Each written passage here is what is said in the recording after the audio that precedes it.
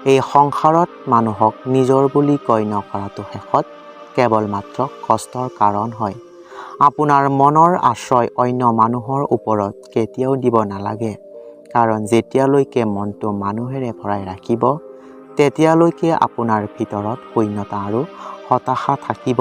এই জগতত চিৰদিনৰ বাবে কোনো আপোনাৰ লগত নাই আৰু নাথাকিবও।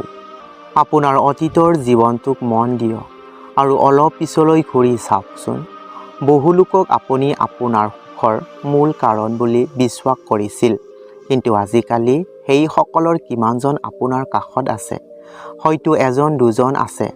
তাকো আপুনি ডাঠি ক'ব পাৰিবনে যে এওঁলোকেই মোৰ সুখৰ কাৰণ আছিল আৰু বৰ্তমানেও মই তেওঁলোকৰ লগত সুখৰ বিনিময় কৰিব পাৰিম?